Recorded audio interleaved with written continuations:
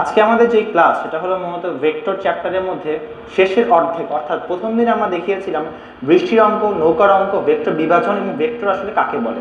আজকে আমাদের যে ক্লাস সেটা হলো মূলত ভেক্টরের ডট গুণন এবং ক্রস গুণন এবং ভেক্টর ক্যালকুলাস নিয়ে। এই টপিকটা আসলে খুব ছোট টপিক। এই টপিকের মধ্যে ম্যাথ বলতে সেরকম ম্যাথ বলতে কোনো ম্যাথ নেই, তো তাও আমি ট্রাই করবো সামান্য কিছু ম্যাথ করানোর জন্য এবং টপিকটাকে একটু নিজের ভাষায় ক্লিয়ার করে দেওয়ার জন্য। তো আমি আজকে ক্লাসটা শুরু করি তাহলে।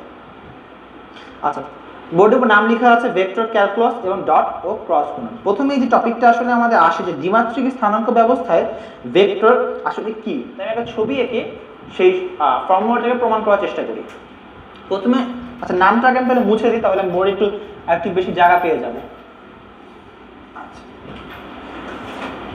এখন আসি আমরা দ্বিমাত্রিক ব্যবস্থায়, দ্বিমাত্রিক বা 2D স্থানাঙ্ক ব্যবস্থায় ভেক্টর কি।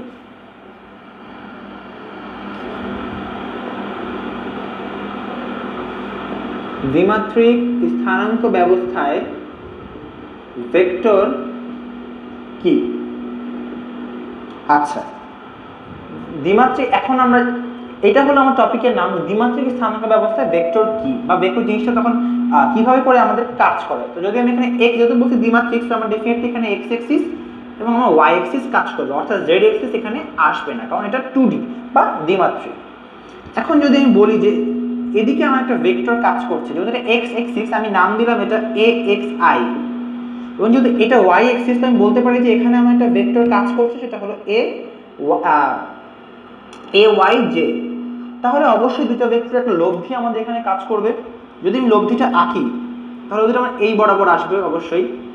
তো আমি এটাকে অ্যাকচুয়ালি একটা চতুর্ভুজ আঁকার চেষ্টা করছি, যেটা আসলে আমাদের তপন স্যারের বই বা যে কোনো বই ঘাটলে এই ছবিটার মাধ্যমে সূত্রটাকে প্রমাণ করা আছে। তো এখানে আমার এটা অবশ্যই লব্ধি ভেক্টরটা কাজ করবে। আমি লব্ধিটাকে এ হিসেবে কাউন্ট করতে পারি বা এ ভেক্টর হিসেবে আমি কাউন্ট করতে পারি।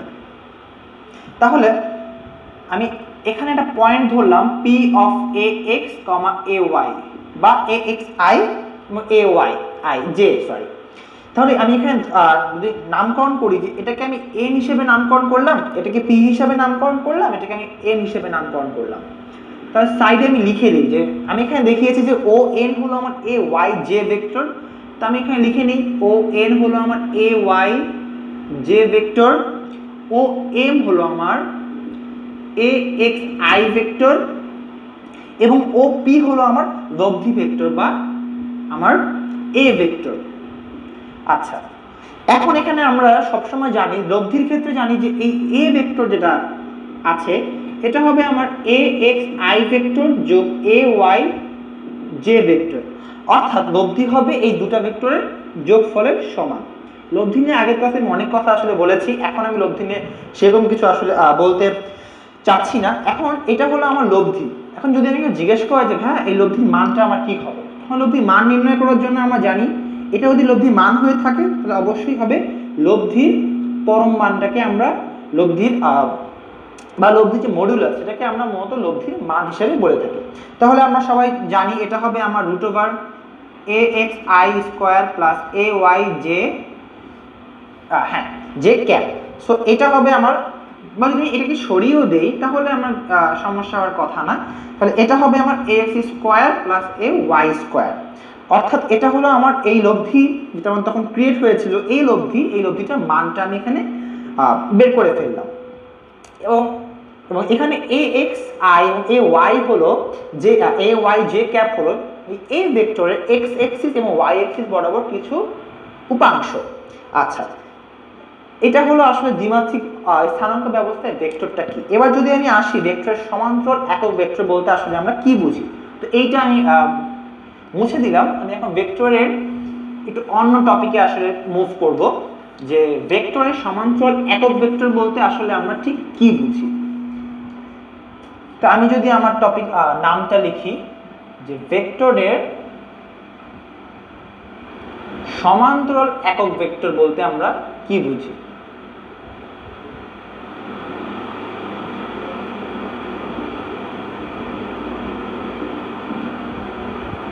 আচ্ছা, তো যে কোনো ভেক্টরকে তার মান দিয়ে ভাগ করা হলে ওই ভেক্টরের দিকে বা সমান্তরাল একক ভেক্টর পাওয়া যায়। অর্থাৎ যদি কোনো ভেক্টরকে আমি তার মান দিয়ে ভাগ করি তাহলে আমার তার সমান্তরাল একক ভেক্টর পাওয়া যায়। আচ্ছা, যদি আমি এইটার ক্ষেত্রে তখন আমি যেটা দেখালাম যে এ লব্ধি ভেক্টর, যদি আমি এই ভেক্টরটাকে আসলে কল্পনা করি, এ ভেক্টর আমার তখন ছিল হলো এ ভেক্টর আমার ছিল axi প্লাস ayj। এখন যদি আমি চাই একক ভেক্টরকে আমি এ দ্বারা যদি রিপ্রেজেন্ট করি বা এ ক্যাপ দ্বারা রিপ্রেজেন্ট করি, এর মান দ্বারা আমাকে ভাগ করতে হবে। আমার তখন মানটা তখন বের করে নিয়েছি, তো সেই মানটা দিয়ে আমি লেখার চেষ্টা করি। তো আমি এখানে আমার প্রথমে লব্ধি, যেটা আমার লব্ধি বের হয়েছিল সেটা আমি আগে লিখি, তারপরে আমি লব্ধির মানটাকে লিখবো। আমাদের লব্ধির মান তখন ছিল √ax² প্লাস ay²। এটা হলো আমার এ ভেক্টরটার সমান্তরাল একক ভেক্টর। অর্থাৎ ভেক্টরকে তার মান দ্বারা যদি আমি ভাগ করি বা যদি বিভাজিত করি তাহলে যেটা বের হবে সেটা হলো আমার তার সমান্তরাল একক ভেক্টর। এটা ছিল সমান্তরাল একক ভেক্টর একটা সিম্পল ধারণা। এবার আমরা আসি ত্রিমাত্রিক আয়তের স্থানাঙ্ক ব্যবস্থায় ভেক্টরটা আসলে কি। আমরা প্রথমে দেখলাম 2D বা 2 ডাইমেনশনাল স্থানাঙ্ক ব্যবস্থার মধ্যে ভেক্টর বলতে আমরা কি বুঝি। এখন দেখব 3D বা 3 ডাইমেনশনাল ভেক্টরের ক্ষেত্রে আমরা তখন কি বুঝি। এই টপিকটা আশা করি সবারই সহজেই বোঝা উচিত, কারণ টপিকটা আসলে খুব ছোট এবং টপিকটা আসলে বলতে তেমন কিছু এখানে নেই। যদি আমি আসি 3D বা ত্রিমাত্রিক স্থানাঙ্ক ব্যবস্থার ক্ষেত্রে ভেক্টর, আমি প্রথমেই আমার নামটা লিখে নিই। 3D বা ত্রিমাত্রিক স্থানাঙ্ক ব্যবস্থায়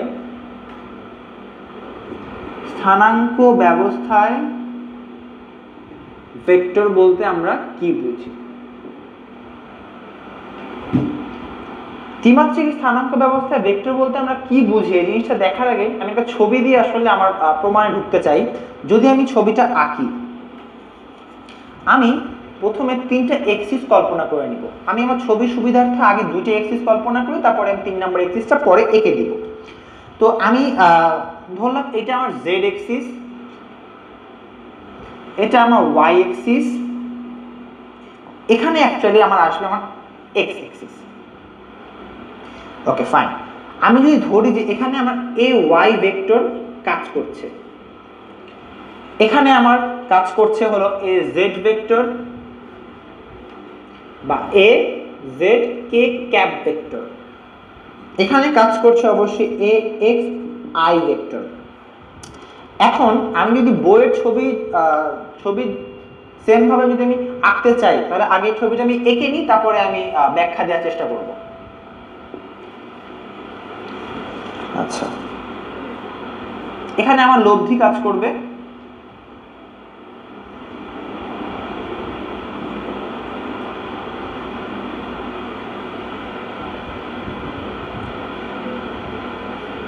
আমারটা আসলে ঠিক সুন্দর মতো আসলে ত্রিভুজ চতুর্ভুজ হয়নি, তো বোঝার সুবিধার্থে আসলে আমি একটা এঁকে নিলাম জাস্ট, যা দিয়ে আসলে আমি পড়াটা কন্টিনিউ করতে পারবো।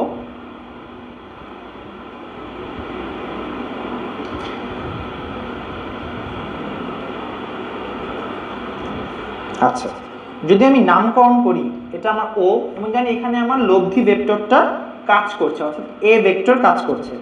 এই পয়েন্ট যদি পি হিসেবে কল্পনা করি তাহলে এটা হবে আমার A X comma A Y comma A Z. কারণ একটা ত্রিমাত্রিক ভেক্টর, তো অবশ্যই আমার 3টা মানই এখানে চলে আসবে। তো যদি আমি বলতে চাই ত্রিমাত্রিক ভেক্টরের ক্ষেত্রে এখন আমি ভেক্টর যোগের নিয়মটা যদি অ্যাপ্লাই করতে যাই তাহলে আমার অবশ্যই আমরা জানি যে আমার এখানে এ ভেক্টরটা আমার হবে হলো A X I cap plus A Y Z cap, sorry A Y J cap plus A Z K cap. এটা হলো আমার ভেক্টর যোগের নিয়ম যদি আমি এখানে অ্যাপ্লাই করি। তারপরে যেটা আসবে যেটা মানটা কি, মান নির্ণয়ের ক্ষেত্রে আমি তখনই বলেছি যে যদি এটার মান আমি নির্ণয় করতে চাই তাহলে মডুলাস করব আমি সেই লব্ধিটার, তাহলে আমি এটার মান পেয়ে যাব। আগেরটার মধ্যে আমি সেম ভাবেই এটার মানটা বের করব। দ্বিমাত্রিক ভেক্টর হোক বা ত্রিমাত্রিক ভেক্টর হোক, এই দুটা ভেক্টরের ক্ষেত্রে মান নির্ণয়ের নিয়মটা সম্পূর্ণই সেম বা একই। সুতরাং এখানে আসলে নতুন করে আমার কিছু বলার নেই। এখন আমরা যদি আসি এখানে ব্যাসার্ধ ভেক্টর বলে একটা টপিক আমাদের বইয়ে ছিল। ব্যাসার্ধ ভেক্টরের মানটা কি? যদি ব্যাসার্ধ ভেক্টরের মানটা এখানে লিখতে যাই, সেই মানটা হবে অবশ্যই ব্যাসার্ধ ভেক্টরকে r দিয়ে প্রকাশ করে, আমরা x লিখে ফেলেছিলাম, অবশ্যই এটার মডুলাসটা কি হবে? আমার 3 অক্ষের, এইটা হবে আমার ব্যাসার্ধ ভেক্টরের মান। এটা হলো গেল 3D বা 3 ডাইমেনশনাল স্থানাঙ্ক ব্যবস্থার মধ্যে ভেক্টর বলতে আমরা আসলে ঠিক কি বুঝে থাকি। এবার যদি আমি আমার পরের টপিকে মুভ করি, পরের টপিক হলো দিক কোসাইন। অর্থাৎ এখন দিক কোসাইনে যাওয়ার আগে আই হোপ এই জিনিসটা সবার ক্লিয়ার, তো আমি জিনিসটা মুছতে পারি।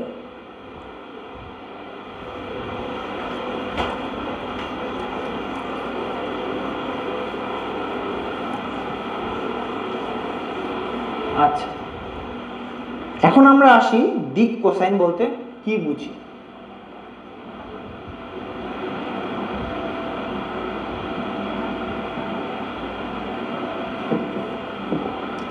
দিক কোসাইন মানে হলো যদি এ ভেক্টর এ ধনাত্মক x y z অক্ষের সাথে আলফা বিটা এবং গামা কোণ উৎপন্ন করে, তাহলে সেখানে cos আলফা cos বিটা এবং cos গামাকেই মূলত দিক কোসাইন বলা হয়ে থাকে। তাহলে আমি যদি লিখতে চাই, আমি বললাম যে এ ভেক্টরটা x এক্সিস y এক্সিস এবং z এক্সিস এর সাথে যদি আলফা বিটা এবং গামা কোণ উৎপন্ন করে থাকে, তাহলে সেখানে আমার cos আলফা cos বিটা এবং cos গামা বলে তিনটা কোণ উৎপন্ন হবে, এটাকে মূলত বলা হয় দিক কোসাইন। তাহলে আমি লিখতে চাই যে cos আলফার মানটা কি হবে? cos আলফা হবে a of x, কারণ a ভেক্টর x এক্সিস এর সাথে আলফা কোণ উৎপন্ন করে। নিচে হবে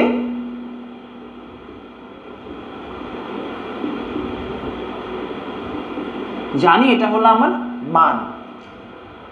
এখন আবার তারপর এখানে আমার আসে cos বিটা মানে কি? a of y, কারণ y অক্ষের সাথে এই ভেক্টরটা বিটা কোণ উৎপন্ন করে। নিচেরটা হবে আমার সেম। তারপর আসে আমার cos গামার ক্ষেত্রে আই হোপ সবারই বুঝে যাওয়া উচিত, এটা হবে az, কারণ z এক্সিস এর সাথে এই ভেক্টরটা cos গামা কোণ উৎপন্ন করে। তাহলে এটা হবে ax square plus ay square plus az square. এখানে আরেকটা জিনিস বলে রাখা ভালো, যে কোনো ভেক্টরের দিক কোসাইনগুলো বর্গের সমষ্টি সবসময় হবে 1। অর্থাৎ আমি যে কোনো দিক কোসাইন যদি বের করি, সেটা যদি স্কয়ার করি, তাহলে সেই সব কয়টা স্কয়ারের যোগফল যেটা হবে সেটা হবে আমার 1। এটা হলো আমার দিক কোসাইন। এবার যদি আমি যাই আমার পরের টপিক, অর্থাৎ উপাংশে বিভাজিত ভেক্টরের যোগ। আমি টপিকটা মুছে ফেললাম। আচ্ছা, উপাংশে বিভাজিত ভেক্টরের যোগ। আজকের ক্লাসটা আসলে বেশি বড় হবে না, কারণ আজকের টপিকগুলো নিয়ে সেভাবে কোনো কথা বলার কোনো অপশন অ্যাকচুয়ালি নাই। তো আমি যতটুকু পেরেছি আমি নিজের মতো করে একটা নোট তৈরি করে নেওয়ার চেষ্টা করছি। সেই নোট থেকেই মূলত আজকের ক্লাসটা আমি নেওয়ার চেষ্টা করছি। আশা করি সবাই বুঝবা, আর যদি না বুঝে থাকো অবশ্যই আমি যখন পোস্ট করে দিব তখন কমেন্টে আমাকে সবাই বলবা যে ভাই আমি এই টপিকটা বুঝি না, তো আমি আমার সাধ্যমতো চেষ্টা করবো সেই টপিকটা আরেকবার যেন আমি বুঝাতে পারি। আচ্ছা, উপাংশে বিভাজিত ভেক্টরের যোগ। আমি এখন এখানে দুইটা ভেক্টর কল্পনা করি। ধরলাম এ ভেক্টর আমার হলো axi ayj azk। আবার ধরলাম বি ভেক্টর, সেম হবে bxi byj bzk। এখন বলছে ভেক্টরের যোগ, তো অবশ্যই ভেক্টরের যোগ মানে সবাই বুঝতে পারছি এই দুইটা ভেক্টর আমাকে যোগ করতে হবে। যোগ করি।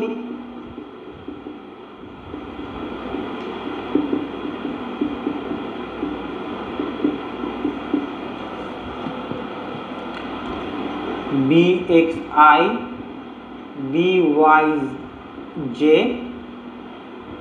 bzk। এখন যদি আমি এটা যোগফলটা বের করতে চাই, যদি আমি i, যেহেতু ভেক্টর যোগ, আইটা আমি কমন নেই, তাহলে হবে a of x plus b of x। যদি আমি j ক্যাপ কমন নেই তাহলে আমার এখানে হবে ay প্লাস by। যদি আমি k ক্যাপ এখানে কমন নেই তাহলে হবে আমার az প্লাস bz। এখন যেটা আমার কথা সেটা হলো, যদি আমি ধরি যে আমি লেট লিখি a ভেক্টর যোগ b ভেক্টর যদি r হয়, আর একটা ভেক্টর কল্পনা করে নিলাম, তাহলে আর ভেক্টরটা মান যদি আমাকে তখন জানতে চাওয়া হয় তখন মানটা কি হবে। আমি আমার ক্লাস শুরু প্রথমে বলে নিয়েছি মান বের করতে হলে সেই ভেক্টরটার মডিউলাসটা আমাকে বের করে নিতে হয়। তো যদি আমি আর এটা যদি বের করতে চাই তাহলে আমার অবশ্যই আর এর মডিউলাস মানে a ভেক্টর যোগ b ভেক্টরের মডিউলাসটা আমাকে বের করতে হবে। এটা হবে অবশ্যই r of x square, r of y square, r of z square. এখন r অফ x মানে আমরা জানি ax plus bx, r of y মানে আমরা জানি ay plus by, r of z মানে আমরা জানি az প্লাস bz। আমি একটু পাশে লিখি, হয়তো জায়গা হবে না, তাহলে হবে a of x plus b of x whole square plus a of y plus b of y whole square plus a of z plus b of z whole square. এটা গেল আমার ভেক্টর যোগ। এখন এই মানটা যেহেতু মাঝখানে যোগ মাঝখানে প্লাস সাইন দেওয়া, তো এটাকে আমার এক্সটেন্ড করার কোনো অপশন নাই। তো এটাই আমার মূলত মান হলো উপাংশে বিভাজিত ভেক্টরের যোগের ক্ষেত্রে। এখন যদি কোশ্চেন আসে ভেক্টর বিয়োগের ক্ষেত্রে কি হবে, বিয়োগের ক্ষেত্রে সবই আমার সেম থাকবে। যোগের ক্ষেত্রে আমি এখানে প্লাস এনেছিলাম, বিয়োগের ক্ষেত্রে অবশ্যই এখানে মাইনাস নিয়ে আসবো। তাহলে এখানে এই মাঝখানে আমার তখন মাইনাস হয়ে যাবে। এই সমানভাবে আমি লিখবো a ভেক্টর খালি মাইনাস b ভেক্টর লিখবো, আর এই সবগুলো মাঝখানে আমার তখন মাইনাস হয়ে যাবে। এটা হলো আমার ভেক্টর বিয়োগের ক্ষেত্রে, যে উপাংশে বিভাজিত ভেক্টরের বিয়োগটা আমার তখন কি হবে। এটা গেল হলো অ্যাকচুয়ালি ভেক্টর ক্যালকুলাস। এবার আমরা যাব ভেক্টরের গুণফল। অর্থাৎ আমরা জানি ভেক্টর গুণফল দুই প্রকার, একটা হলো স্কেলার গুণফল আর একটা হলো ডট গুণফল। আমি তাহলে টপিকটা মুছি, আমি ভেক্টর স্কেলার গুণফল ভেক্টর ডট গুণফলে একটু মুভ করি। আই হোপ ক্লাসটা বুঝতে কারো সমস্যা হচ্ছে না। পরের টপিকে যাই, স্কেলার গুণফল বা ডট গুণফল। এখন প্রথমে শুরু করি স্কেলার গুণফল দিয়ে, তারপরে আমি ক্রস গুণফলে যাব।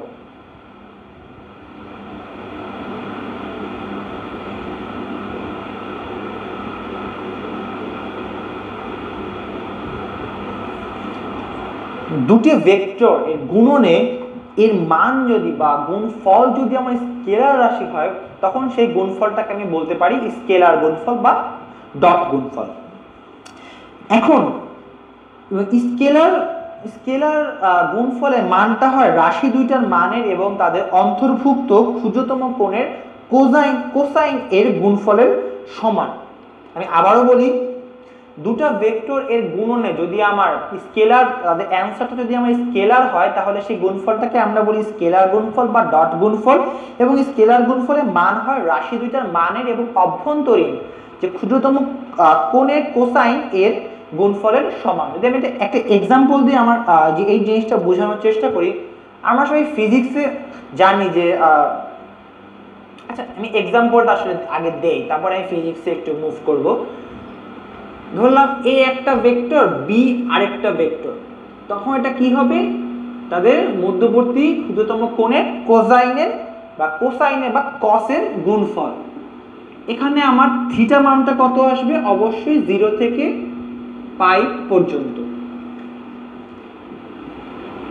আমরা সবাই যখন ফিজিক্স করি, ফিজিক্সের কাজ ক্ষমতা শক্তি চ্যাপ্টারে কাজের একটা সূত্র দেওয়া থাকে, W=Fs cos θ।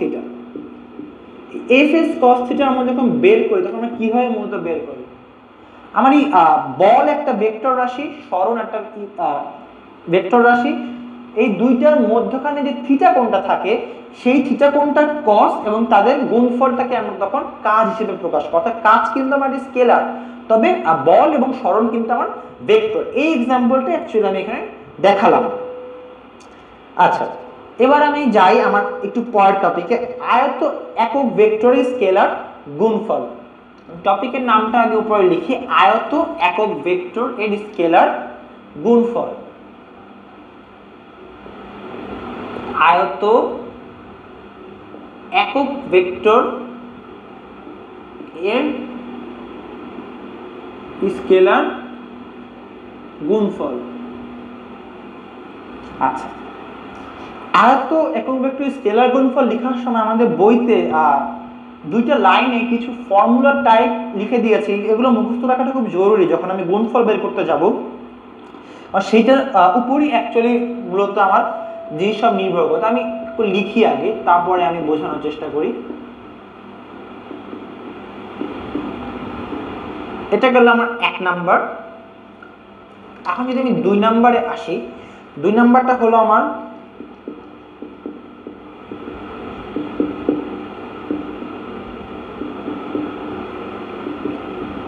আচ্ছা, এটা কি মূলত যদি আমি I cap dot I cap এবং J cap dot J cap এবং K cap dot K cap যদি আমি গুণ করি, তাহলে এটা মানটা হবে আমার 1 সব সময় হবে। এবং যদি আমি I dot J cap J dot K cap I dot K cap করি, তাহলে মানটা হবে 0। অর্থাৎ যদি আমি সমান একই বা সমান সমান একক ভেক্টর দিয়ে পরস্পরের মধ্যে গুণ করি, তাহলে মানটা হবে 1 এবং ভিন্ন ভিন্ন মাঝখানে করতে গেলে আমার হবে 0।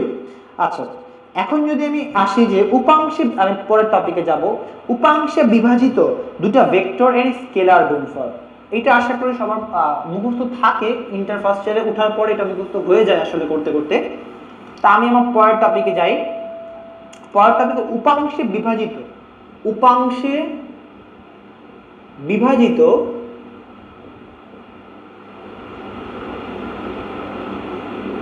দুটি ভেক্টর এর স্কেলার গুণফল।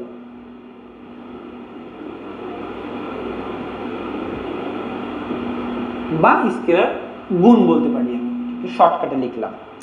আমি এখানে দুইটা ভেক্টর আমার কল্পনা করে নেই। ধরলাম এ ভেক্টর হলো A X I cap, A Y J cap, A Z K cap.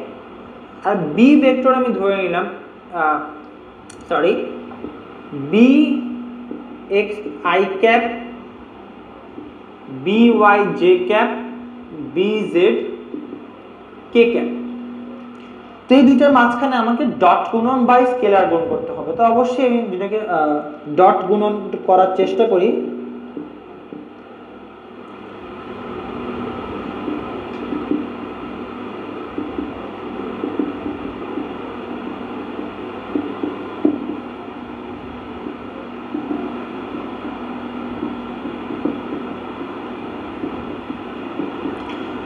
আমি যদি একটু গুণ করি, আমি যদি গুণটা একটু শর্টকাটে করি, কারণ যেহেতু একটু আগে ফর্মুলা দেখাইছি, সেই ফর্মুলা অনুযায়ী বীজগণিতের মতো গুণ করলে আমার গুণ বের হয়ে যাবে।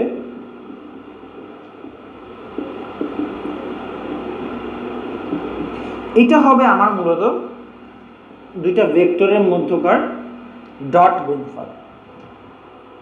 এখন যদি আমাকে অঙ্কে ম্যাথ করার সময় বা থিওরিতে মাঝে মধ্যে লম্ব হলে কি বুঝাবে, এখন লম্ব যদি হয়, লম্ব হলে আমার এদের যে ডট গুণফল, ডট গুণফলের মানটা আমার 0 হবে যদি আমার পরস্পর তারা লম্ব হয়। জিনিসটা ক্লিয়ার?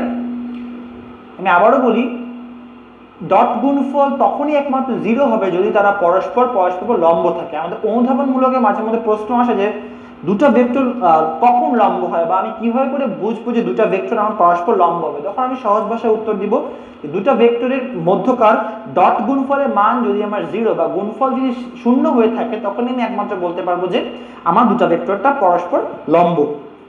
আচ্ছা, ডট গুণ সম্পর্কে আর কিছু বলার নেই, ডট গুণটা এই পর্যন্ত আমি রেখে দিলাম। এবার আমি ঢুকি আমার ভেক্টর গুণফল বা ক্রস গুণফলের মধ্যে।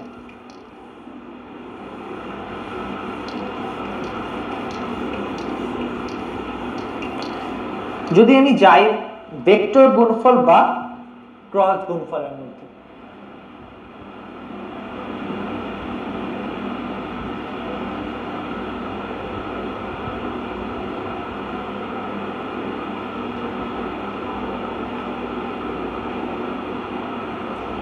আচ্ছা, দুইটা ভেক্টরের মধ্যবর্তী গুণনে যদি আমার অ্যান্সারটা ভেক্টর রাশি আসে তখন সেই গুণফলটাকে আমি ভেক্টর গুণন বা ক্রস গুণন বলে থাকি। ভেক্টর দ্বয়ের মান এবং তার স্কেলার গুণফলে বলেছিলাম যে ভেক্টর দ্বয়ের মধ্যবর্তী ক্ষুদ্রতম কোণ থাকে সেইটার কোসাইন বা কস এবং সেই দুইটা ভেক্টরের গুণফলটাকে আমরা তখন সেই ভেক্টরের মান, সেই গুণফলের মান বলে থাকি। কিন্তু ক্রস গুণনের ক্ষেত্রে আমার সবই সমান থাকবে, সবই একই থাকবে, কিন্তু কসের জায়গায় তখন হবে সাইন বা সাইন থিটা। থিটা যদি মধ্যবর্তী কোণ হয়ে থাকে তাহলে সাইন থিটা, এবং সেই দুইটা বলে গুণফলটা আমার তখন হবে ভেক্টর গুণফল বা ক্রস গুণফলের মান। এখন ভেক্টর গুণফলের দিক একটা প্রশ্ন চলে আসে। দুটা ভেক্টরের সমতলে, আবারও বলি, দুইটা ভেক্টরের সমতলে যদি আমি ডান হাতে স্ক্রু একটা ঘুরাই তখন সেটা প্রথম থেকে দ্বিতীয় ভেক্টরের দিকে ঘুরলে, মানে প্রথম থেকে দ্বিতীয় ভেক্টরের দিকে সেটা ঘুরবে এবং সেদিকে সেটা অগ্রসর হবে, সেটাই হবে সেই ভেক্টরের দিক। এখন আমি আসলে দেখাতে চাই যে এই যে এ বি সাইন থিটা বা আমার এ একটা ভেক্টর বি একটা ভেক্টর হয় তখন যদি আমি সি বলি তার ভেক্টর ক্রস গুণফল, তাহলে আমার এই দুইটা গুণফল হবে এ বি সাইন থিটা, তখন বলেছিলাম এ বি কস থিটা। এখন এখান থেকে একটা খুব কমন প্রশ্ন, সামান্তরিকের ক্ষেত্রফল। যদি সামান্তরিক একটা ক্ষেত্রফল আমি একটু বোঝানোর চেষ্টা করি, সবাই সামান্তরিক ক্ষেত্রফল কি, ভূমি এবং লম্বের গুণফলটাকে আমরা আসলে সামান্তরিকের ক্ষেত্রফল বলে থাকি। আমি নামকরণ করি,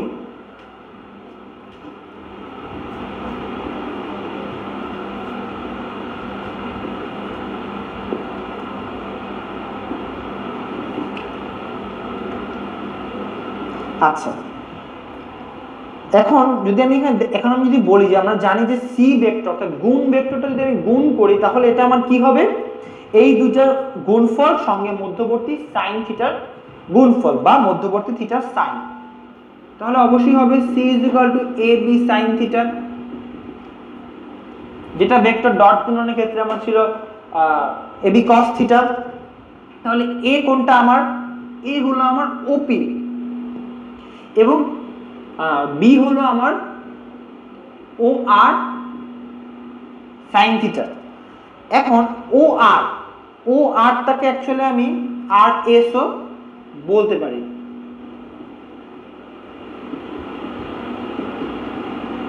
তাহলে আমার এটা হলো ভূমি, এটা হলো আমার লম্ব বা এইচ যদি আমি ধরে নিই, তো এটা হবে কি তখন এ ডট এইচ, অর্থাৎ সামান্তরিকের ক্ষেত্রফলটা আমার তখন হবে সামান্তরিকের ভূমি এবং সামান্তরিকের উচ্চতা।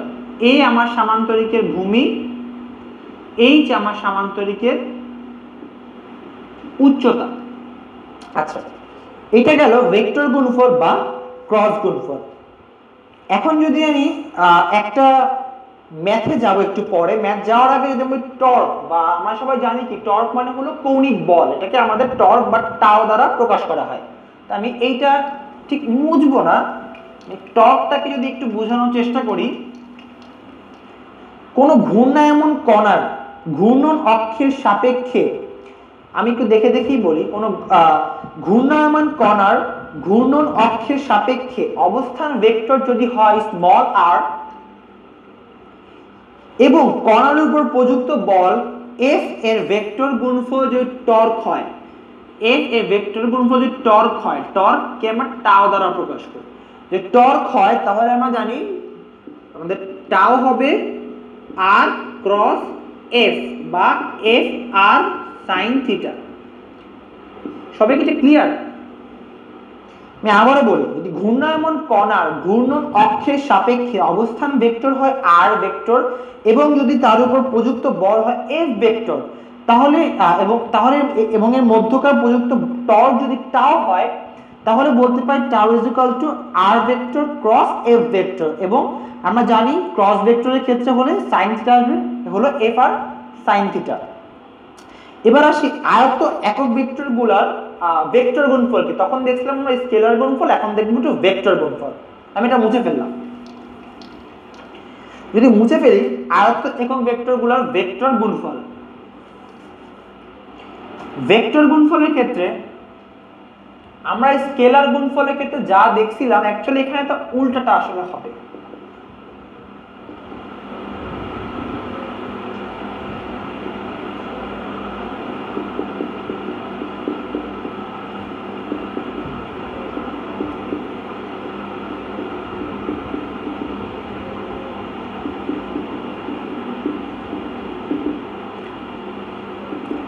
অর্থাৎ প্রথমবার দিকে যদি আমি তাকাই i cap dot i cap equal to j cap dot j cap equal to k cap dot না সরি সবগুলো ক্রস এবং আমরা ডট বলে ফেলছি।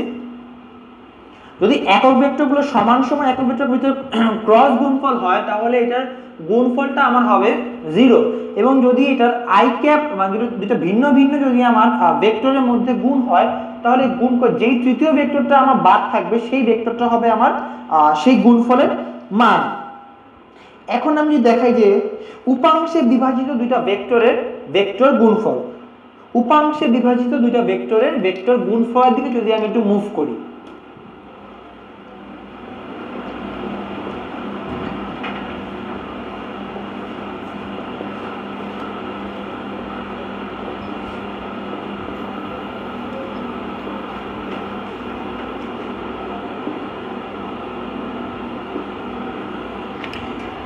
আচ্ছা উপাংশে বিভাজিত দুইটা ভেক্টরের ভেক্টর গুণফল যদি আমি দেখাই, আমি যদি বলি এটা আমার a ভেক্টর এটা আমার b ভেক্টর, দুইটা মধ্যকার ক্রস গুণফল করলে আমার হবে i j k, তারপরে এখানে আমার হবে ax ay az bx by এবং bz, কারণ আমরা সবাই জানি x axis বরাবর ax কাজ করে এবং যার একক ভেক্টর i, y axis বরাবর ay কাজ করে যার একক ভেক্টর j এবং z axis বরাবর az কাজ করে যার একক ভেক্টর হলো k। ঠিক সেম ভাবে b এর ক্ষেত্রে আমার সবকিছু একই থাকবে। তো এইটা আসলে মূলত কিছু নাই। এবার আসে সমান্তরাল ভেক্টরের ক্ষেত্রে ভেক্টর গুণফলটা আমার কি হবে। যদি আমি আসি উপাংশে না কিন্তু সমান্তরাল কথাটা অ্যাড করে দিই, সমান্তরাল ভেক্টর গুণফল যদি আগেরটার মতো নেই, যদি আমি দুইটা ভেক্টর এখানে আসলে কল্পনা করে নেই,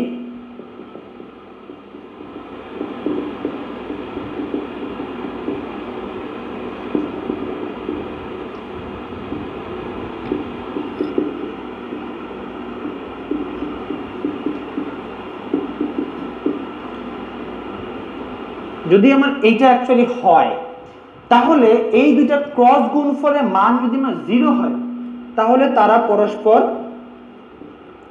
সমান্তরাল হবে। অর্থাৎ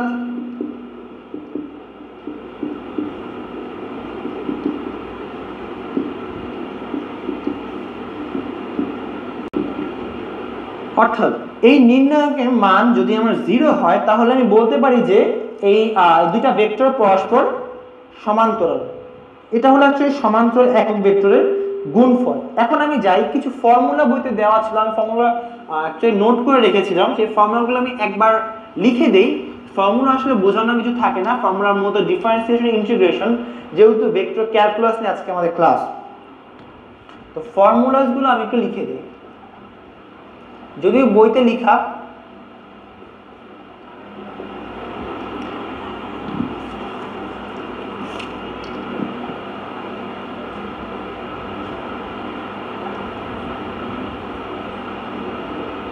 d by du differentiate a vector plus b vector আমার হবে dA by du plus d by du b vector। দুই নাম্বার যদি আমি করি d by du a vector dot b vector, তাহলে আমার হবে d by du a vector dot b vector plus a vector dot d by du into b vector। তিন number formula আমি যাই, d by du a vector cross b vector, তাহলে আমার আসে d by du a vector cross b vector plus a vector cross d by du b vector। এখন যদি last ফর্মুলার দিকে যাই, d by du q a vector dq by du a vector plus q dot d by du a vector। এইটা গেল আসলে বইতে দেওয়া চারটা ফর্মুলা, যে চারটা ফর্মুলা পরবর্তীতে অঙ্ক করতে আমাদের কাজে দিবে। এই চারটা ফর্মুলা যদি কেউ চাই স্ক্রিনশট নিয়ে রাখতে পারে বা বইয়ের মধ্যে সুস্পষ্টভাবে লেখা আছে। এবার আমি পরের টপিকে যাই, ভেক্টর অপারেটর। ভেক্টর অপারেটর কি? Vector operator actually vector operator বোঝানো হয় ডেলকে। ডেলকে আগে নাবলাও বলা হয়ে থাকতো। আমরা সবাই জানি ভেক্টর অপারেটর মানে ডেল বলতে এইটাকে বোঝানো হয়। তো ভেক্টর তারপর ভেক্টর সাইন থাকে, এটাকে আগে নাবলাও বলা হতো, যা পরবর্তীতে শিফট হয়ে ডেল হয়ে যায়। এখন ডেল আসলে ঠিক কি? ডেল আসলে হলো যদি তিনটা একক ভেক্টর আমার দেওয়া থাকে তাদের ডিফারেন্সিয়েট করলে যেটা আমার হবে সেটা হলো আমার ডেল ভেক্টর। তারপরের টপিকে আমি আসি গ্রেডিয়েন্ট। গ্রেডিয়েন্ট আমার কি? গ্রেডিয়েন্ট অ্যাকচুয়ালি কোনো স্কেলার রাশিকে মূলত ভেক্টরে পরিণত করে। গ্রেডিয়েন্টের মধ্যে অ্যাকচুয়ালি আমি যদি ধরি যে আইটা কি? আমার তড়িৎ প্রবাহ, আমরা সবাই জানি।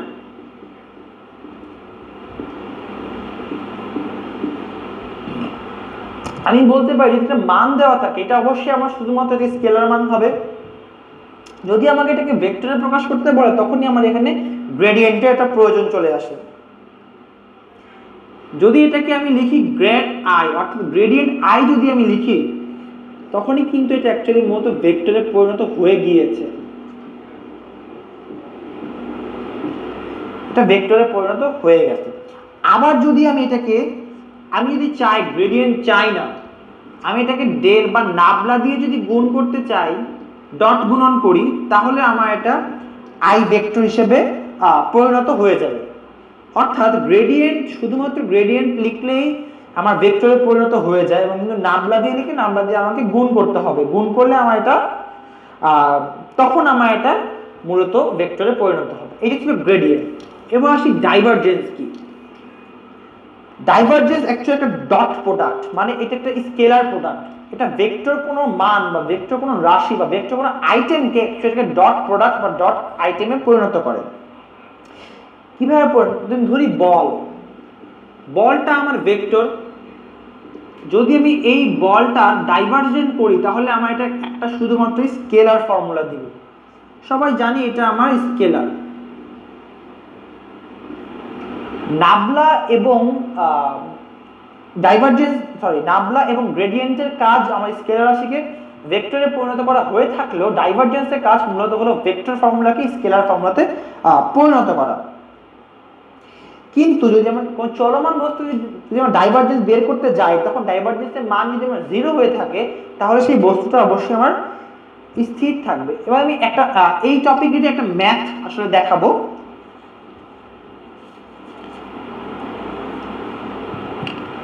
কোশ্চেনটাকে আমি লিখি, যদি phi xyz equal to 3xy square z cube minus 4xy হয়, তাহলে আমাকে বলছে ডেল phi গ্রেডিয়েন্ট phi কত, এটা আমার কাছে মূলত তারা বের করতে বলছে কি ডেল ফাই গ্রেডিয়েন্ট ফাই আমাকে বের করতে বলছে। এবং আমার কাছে আরেকটা জিনিস জানতে যে 2 -1 ও 1 বিন্দুতে আমার ডেল ফাই এর মান কত। আচ্ছা, এখন আমরা সবাই জানি, আমি তখন বলে আসছিলাম যে ডেল বা নাবলা আমাদের কি? ডেল বা নাবলা আমাদের তখন ছিল অ্যাকচুয়ালি মূলত তিনটা ভেক্টরের আমি ডিফারেন্সিয়েট করে লিখব, তিনটা একক vector. I del by del X, J del by del Y, plus K del by del Z into আমার আসবে 3xy square Z cube minus 4xy। এখন আমি এটার সাথে পার্টিকুলারলি ডিফারেন্সিয়েট করব। আগে গুণ করে নিই আমি। I del by del X into 3xy square Z cube minus 4xy plus j del by del y